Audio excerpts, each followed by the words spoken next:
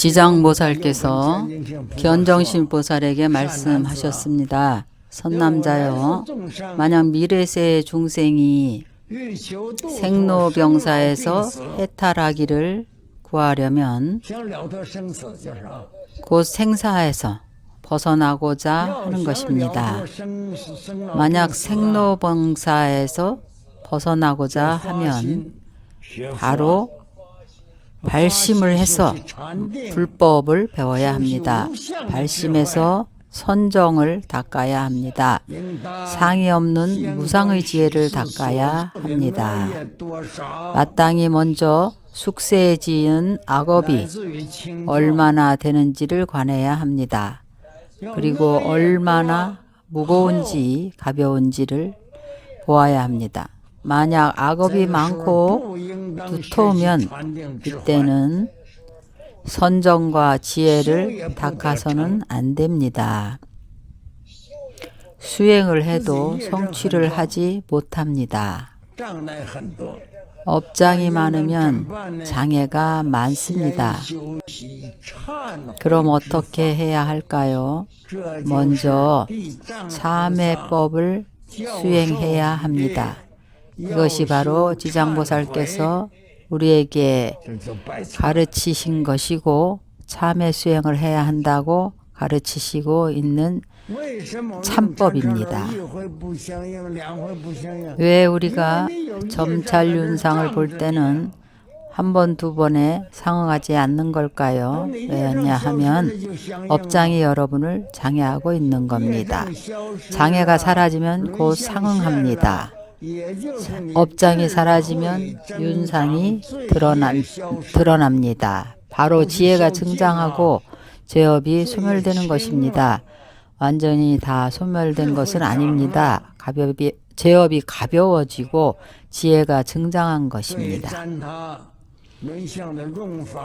점찰 윤상을 사용하는 참법에 들어갈 수 있게 된 것입니다.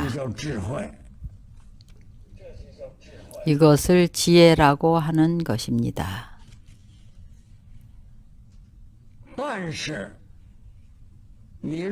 그러나 만약 여러분이 윤상의 상법에 의지하지 않는다면 지장보살께서 말씀하셨습니다. 만약 악업이 매우 중하면서 선정과 지혜를 닦게 되면 쉽게 마구니가 붙게 된다고 하셨습니다. 쉽게 마구니의 경계에 들어가게 됩니다. 사실 참회법은 바로 마구니의 장애를 없애는 것입니다. 마구니가 나타나지를 못합니다. 선정과 지혜만 닦는 것과는 다릅니다. 우리가 항상 번잡하고 산만해서 마음이 고요해지지가 않습니다. 만약 참회법을 수행하고 나서 선정을 닦게 되면 이 선정에는 마장이 없습니다. 이것은 지장보살께서 참법 수행을 가피하시는 힘에 의지하는 것입니다. 그래서 점찰 참법을 써야 하는 이유가 바로 이것입니다. 지장보살께서 한층 더 깊이 있게 말씀하셨습니다. 소이자하 무슨 까닭인가? 왜 그렇게 이야기하는가 하면 이 사람이 과거 생에 익힌 나쁜 업이, 나쁜 마음이 맹렬해서 이 사람이 나쁜 짓을 매우 맹렬하게 지었다는 것입니다. 과거 생에 지은 악업의 뿌리가 매우 깊고 나쁜 습관의 뿌리가 매우 깊다는 것입니다. 과거의 악업과 악습으로 현재 반드시 나쁜 일을 많이 저질렀을 것입니다. 나쁜 일을 많이 저지릅니다.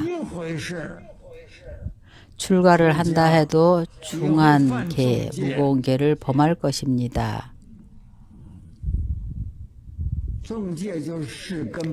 중한계, 무거운 계라는 건 사근본계인데 사바라이죄를 말합니다.